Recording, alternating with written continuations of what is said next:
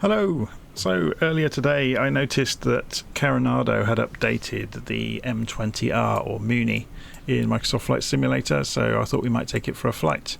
We are on the ground at Duxford in the UK and we're going to fly down to Stapleford. So we're going to go VOR hopping along the way just to try out the avionics and to see how we get on. So without further ado, let's go and try it out. Okay, so inside the aircraft, it's worth pointing out I've been in quite a lot of smaller aeroplanes recently, some of the bush flying aircraft and various biplanes. It's lovely to see a full cockpit again with all of the things that you'd expect to have to help you with navigation. So it's actually, quite a nice surprise to be in something that's fully featured. Even if it's Carenado and it's not going to be study level, it's still great fun. Okay, so let's put the mixture on rich. The shut-off valve is on left tank. Go and turn the master power switch on. Let's look overhead. Go and turn on the rotating beacon light. Now let's see if they've actually got that working properly. So if we go and look, yeah, you got the light underneath, which is cool. Okay, so I'm just going to remove the yoke for a moment while we get the engine up and running. So we're going to crack open the throttle and then turn the magnetos past both to start. And we have an engine. Go and turn the alternator on. Turn the radio master switch on. GPS is busy booting up. I have installed the working title mod back into the simulator. I was under the impression you didn't need it anymore, but some aircraft without it don't have the modern version of the GNS 530, so I've gone and reinstalled the working title mod. While we're waiting for that, let's go and put the transponder on. So we've got autopilot down here, we've got the radios, although they will be superseded by having the GNS 530. Let's have a look at the tablet. So I'm wondering what's been updated in the aeroplane. So there's all the usual options that Carenado give you with static elements and things like that. So we can turn on the GTN 750. Interesting. So should we try it? Let's turn on the GTN 750 and see what we get. So it'll certainly be easier to program than the GNS 530.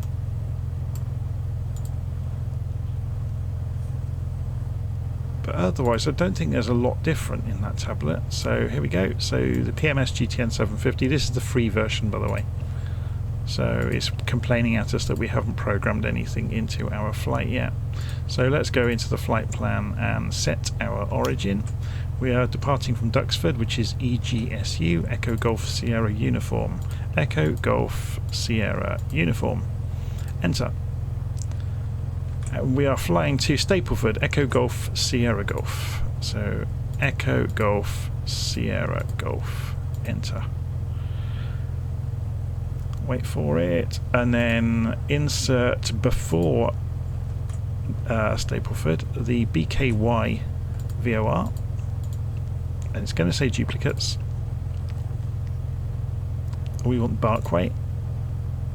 And then insert before again BPK, so BPK, and it's going to say duplicates, and we want Brookman's Park, and then we want Lambourne, so that's LAM. So let's try it the other way around this time. So insert after LAM, and obviously there are duplicates, and there's the Lambourne VOR. Okay, so we come back out of there. Go to the map screen and we should have a nice magenta line, which we have. So if we zoom out a little bit, we can see a bit more of the surrounding area. Okay, let's press B to calibrate the altimeter. It was nearly there anyway, so no need to worry about that. We didn't need a boost pump, and we shouldn't need a boost pump. It's a lovely day anyway. And let's go and turn on the nav lights. We'll turn the strobe lights on now. There's nobody near us. Can we get the recognition lights on as well? Okay, let's taxi out. So increase the throttle gently, and we're moving. So I always find this fascinating, taxiing around at Duxford, because there's always nice things to look at on the flight line. Apart from the AI aeroplanes, which are a bit of a lottery. But there's some static museum display aircraft here, so we'll try and turn the screen around a little bit as we taxi past. So there's an Ambassador, I think this is the first one in the line. And then a Viscount, a BAE 146, a VC-10. I'm not sure what this one is. I can never remember. Oh, it's a no, not a TriStar. Oh crikey! You think I'd remember them all? I can never remember them all. Is it BAC 111? This is the American hangar. You can see there's a B-17 tail sticking out there. I'm not sure. I think they might have a Blackbird and SR-71 in the hangar there, in the American section. I'll have to go and visit one day and take a load of photographs and share them with everybody.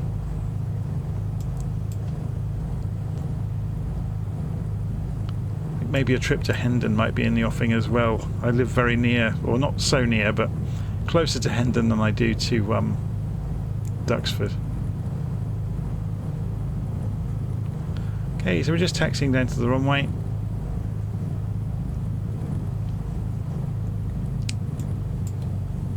So this should be good fun.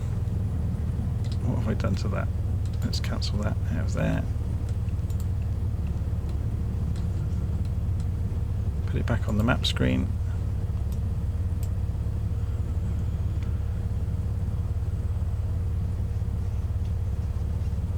We shouldn't need flaps for takeoff. It's a hugely long runway. The stuttering you're seeing is it loading assets in. Okay.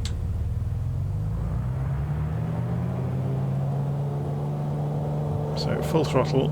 I'm interested to see what the gauges do, because this is a Carenado aircraft. It's not study level, so you wouldn't expect to be able to blow the engine to pieces.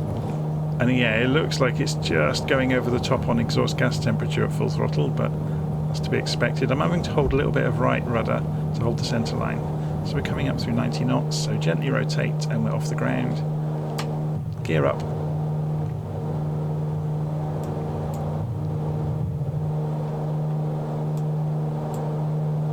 Duxford is really, really nicely modelled, isn't it? It looks fantastic in the evening light as well. Absolutely brilliant.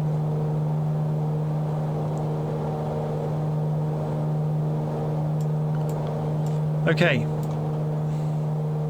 So we're going the opposite direction than we need to be, so that actually plays into our hands. That means we get to do a loop of Duxford and have a look at it a little bit more. I'm going to calm off the throttle slightly. Even though this isn't going to break its engine, it's always at the back of my mind not to run the engine on flat out. So yeah, we're still going a little bit hot on the exhaust gas temperature, so I'm pulling it back gently. Let's pull the RPM back as well into the middle of the green area. There we go. How are we looking on the map? So we still need to do about another 30 degrees of turn. So let's go and have a look at the VOR. So 116.25 for the Barkway VOR. So let's see if I can remember how to do this on the PMS GTN 750. Oh, we have to do it down here then. Oh no, we can do it up here. Okay. So 11625. Transfer it straight to active. We want this to go. Where are we? That's a really good point. Where's the CDI button on it? Or does it do it automatically? What mode is it on? Please excuse me while I figure this out. You can tell I haven't used this for a while, can't you? So we're climbing gently and turning. We're going to be in a holding pattern until I figure out the aeroplane.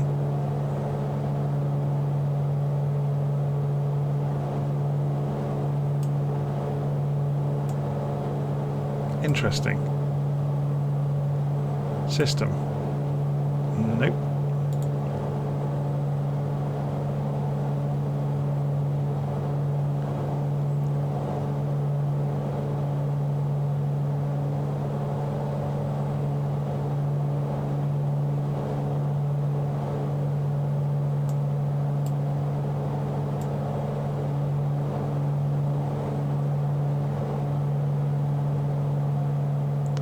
they hidden the button? Is it somewhere completely random?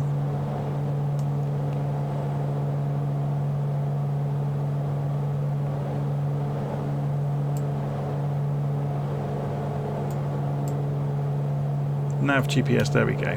Found it. So we need that in nav mode for the HSI to reflect the VOR. So the course we want to be going into the VOR is not on view at the moment. So it's 202 degrees magnetic. So another 80 degrees for us to turn. So we get this to 202. You will see the, yeah, there goes the line. 202 is going to be about there, hopefully. So we'll continue turning. This has worked in our favour anyway. So we can go and set the target altitude to 3,000 feet, which is fine. We can engage the autopilot. We're going to go heading mode actually, because that will play into our hands as well.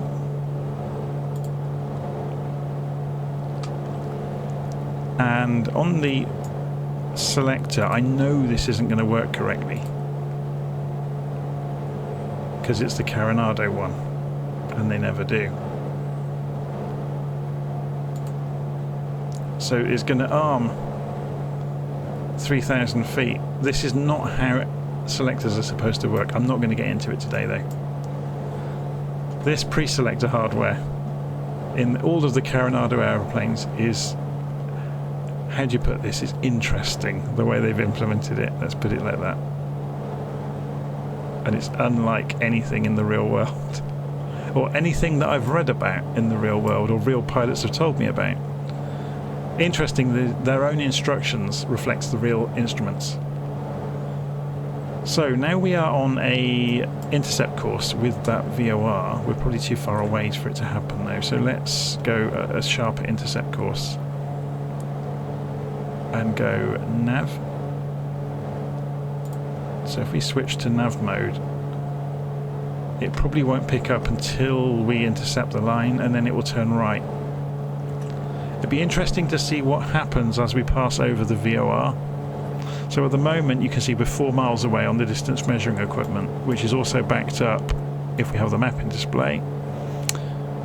Do we get the data here? Yeah, this is going to be reflecting the GPS position. This will be reflecting the radio normally. I'm not 100% sure on the PMS GTN 750 if that's true. If this is showing, this is probably GPS data, not the radio data. Okay, so it's doing the intercept. Here it comes. So you should see the course deviation indicator sweep across the HSI any moment, or not. In fact, although we are almost on top of the VOR, so not going to expect wonders from it.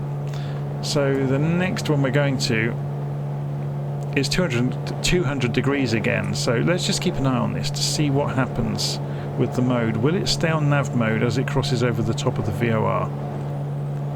This is what will fascinate me. Should we get the heading back on the direction of the VOR? Obviously it's not in heading mode, so it's not going to obey it.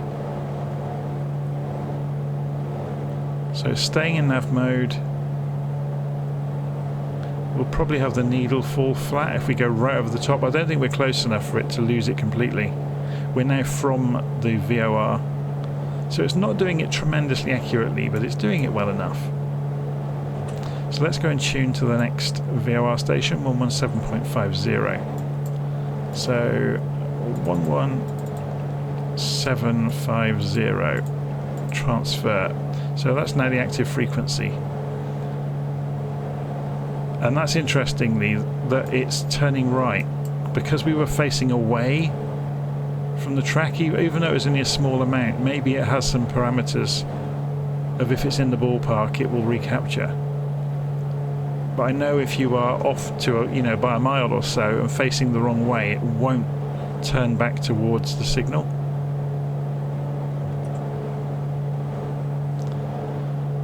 Okay, so that's all seems to be working absolutely fine. So flying along 3,000 feet, let's have a look at the engine gauges and see what's going on. So exhaust gas temperature's in the green. The cylinder head temperature's great.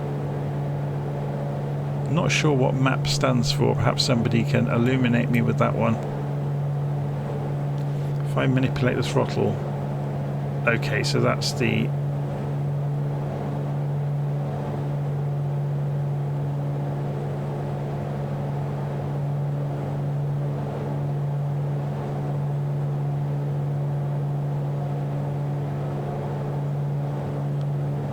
It's interesting. I'm just sorry I got distracted there. I'm just looking at how sensitive the throttle lever is in response to the needle there.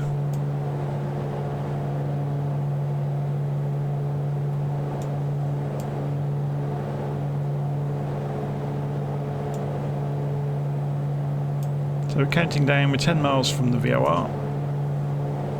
Should we descend just to have a play with this to see how this works?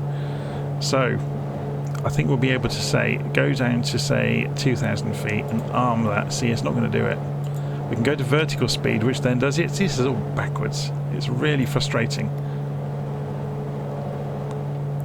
So we come down at 1,000 feet a minute. We'll have to come off the throttle to stop ourselves from overspeeding. So there's 1,000 feet a minute it's coming down at.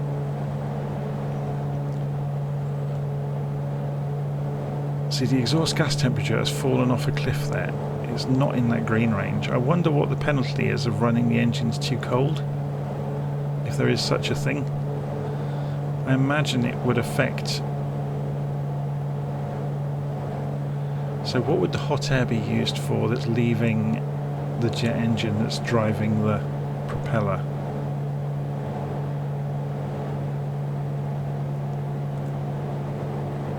Or not a jet engine that's leaving the... Why would it be important to keep the exhaust gas temperature within such a narrow band? Is it to do with fouling the plugs, maybe?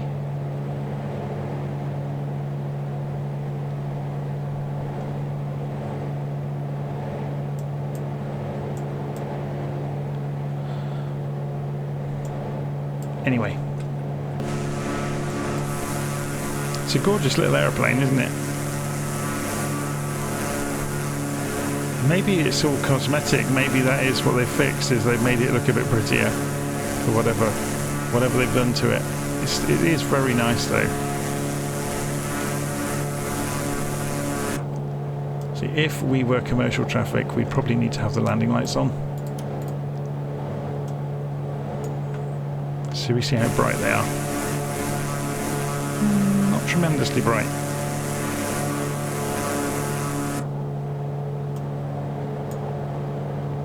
Okay, so we've got 3 miles to run until the VOR. So when we get to the VOR, we're wanting to leave it on a course of 123 degrees. So on the HSI here, we can get ready with that. So we're just watching it count down. When it gets about 1 mile to go, we'll swing this round to 123 degrees. So when it gets to 1.5, we'll start turning it.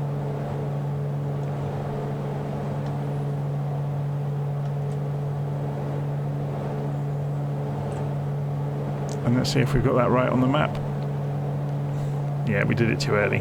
We could have done it with 1 mile to go. The plane turns very rapidly. But it does mean it will just go on the Intercept course and keep going across until it meets that angle. Well, that's what it should do. We're in nav mode. It's completely ignored it, look. That's not great. Okay, so let's go and tune in the Lamborn VOR 115.60.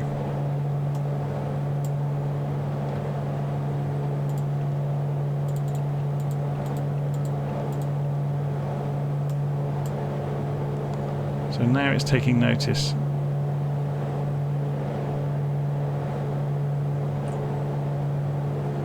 One, 2, 3 degrees. We want slightly off. There we go. So it knows we are slightly off at least. You know, it's being reflected in the HSI. It's not doing a lot about it though. I wonder if we toggle nav if it will do something about it. Nope. It maybe it won't chase it that accurately. Maybe it just, you know, says, okay, you're close enough. So we've got 8 miles to run until we come into Stapleford. So yeah, I just wanted to have a quick look at this really to see how it behaved, see if there was anything massively different. I can't see anything massively different.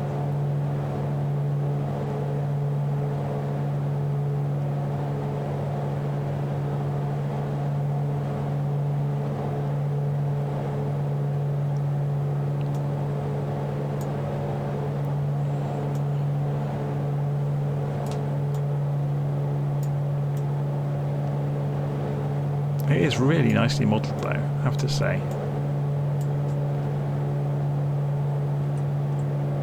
So we have a look on the map. We should see Stapleford coming up very soon. So if we look out over the nose, it's probably here, isn't it?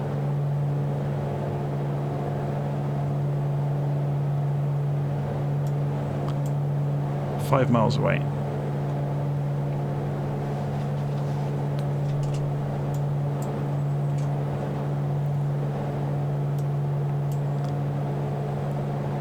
Funny, isn't it? I'm always torn because yes, this has all the avionics to make flying and doing, you know, longer distance routes a pleasure rather than a chore, but there's some fun taken out of it. I think the hand flying and struggling to navigate and referencing via visual landmarks and things, there's some charm to that as well. I'm not saying one is better than the other, it's just I enjoy both, I suppose.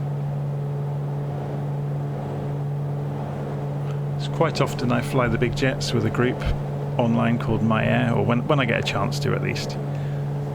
And that's that's an entirely different, how would you put it, challenge as well.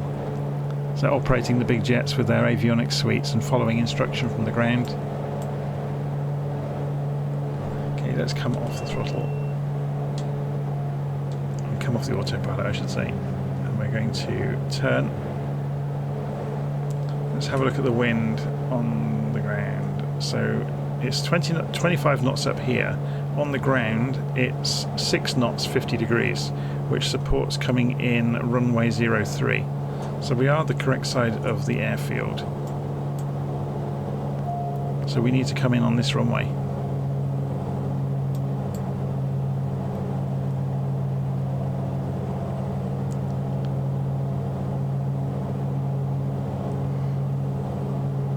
I guess the easiest way to do that, sorry for yawning there, is to descend down over here. Now remember, this aircraft has spoilers, so if we look out of the wing, and we pop out the spoilers, they're very cool, and they do mean we can descend at a frightening rate if we really want to.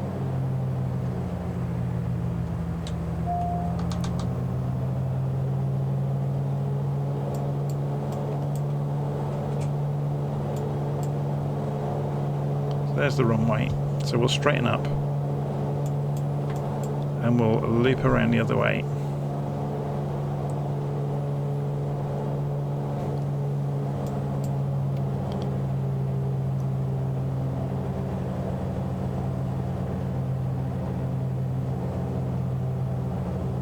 Steep turn in towards the airfield. Landing gear down.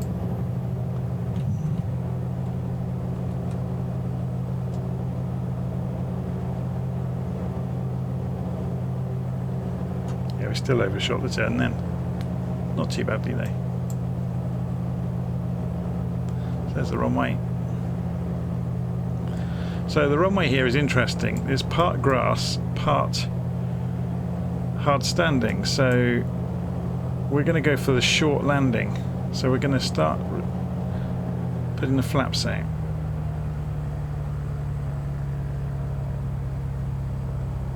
So we're just losing some speed. There we go. And remember, we can use spoilers on this aircraft as well to lose speed if we need to.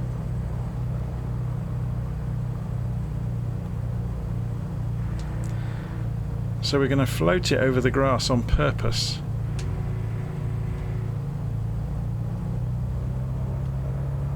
So we've got one red, one white light, which is good on the appropriate glide slope. But the glide slope, look, is going to be for the grass, looking at where those lights are. I'll have to get my copy of Pooley's out later and have a look at the guidance for this airfield.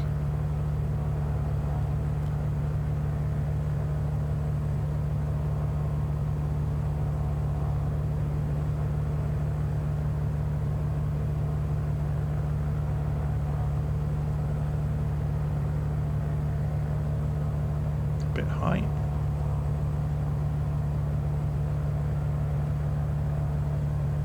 But then we want to be high. We're going to go for the hard runway at the halfway point and do a very quick stop. So we're going to float it over the grass.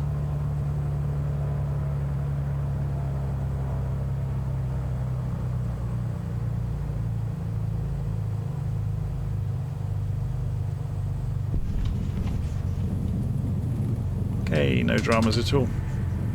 It's a very placid aeroplane.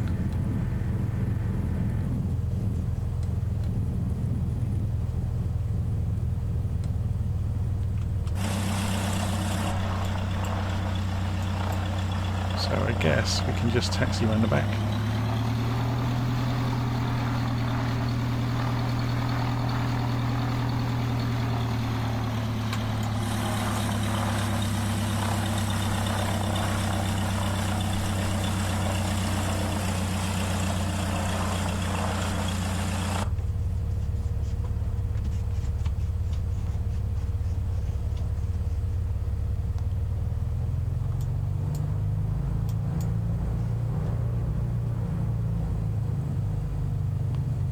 Where shall we park?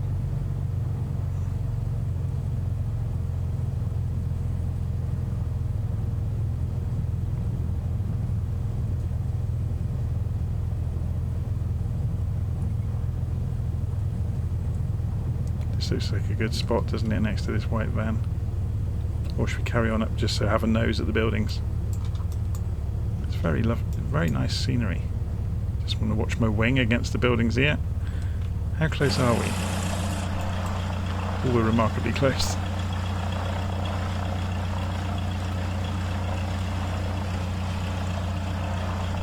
Let's go up near the fuel stop, shall we?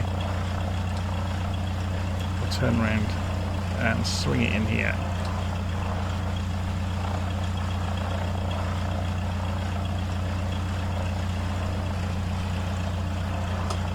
Okay, parking brake on. Cut the mixture.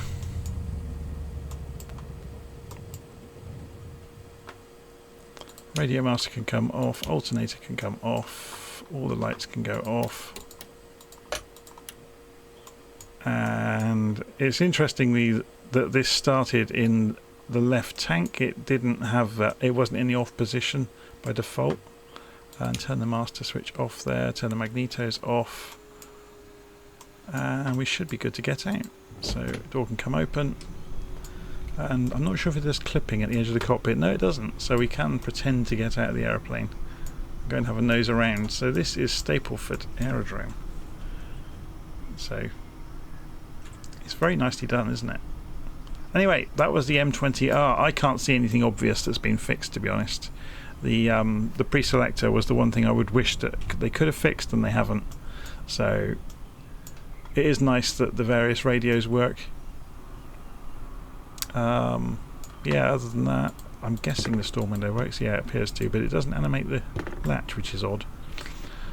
Okay, I'm going to leave it there. Hopefully you enjoyed that. If you haven't got the M20R, it's actually very good.